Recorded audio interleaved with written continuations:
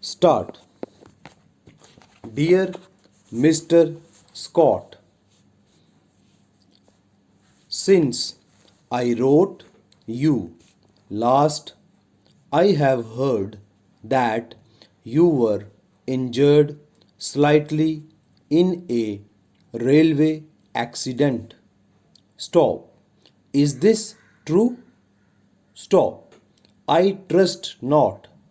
Stop. If it is, you are not likely to be improved by my letter. Stop. If it is not, you will pardon my mentioning the report.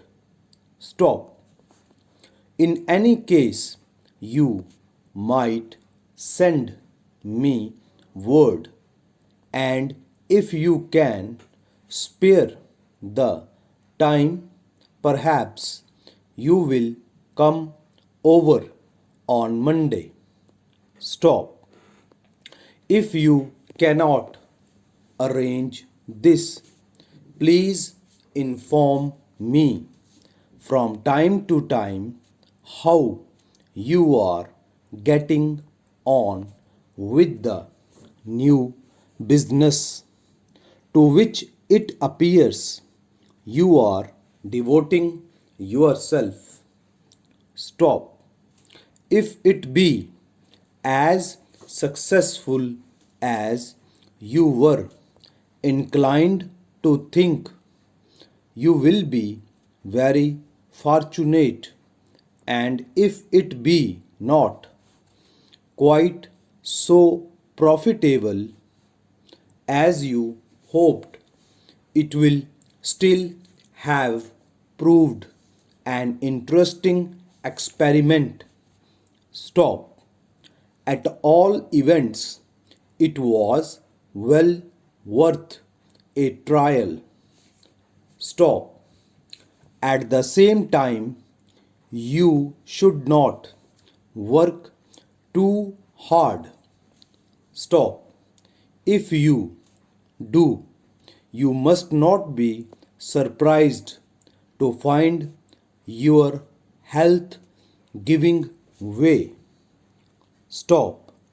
I have no doubt of the ultimate success of your patent, and if it were necessary, I could arrange to invest a considerable amount in the business. Stop. I cannot do anything in the matter of the shares you spoke about until I have seen you again. Stop. I cannot see that there is any hurry about the affair. Stop. If it does happen that the shares are all taken up before I make application, I shall not mind very much. Stop. I am trusting, however, that you will be able to pay me a visit on Monday and explain matters. Stop. I have staying with me an old friend who has been out to South America for 3 years on business matters, and I am sure you will be delighted with his conversations on the customs and manners of the natives. Stop. Yours truly, Thomas Mackin. Stop.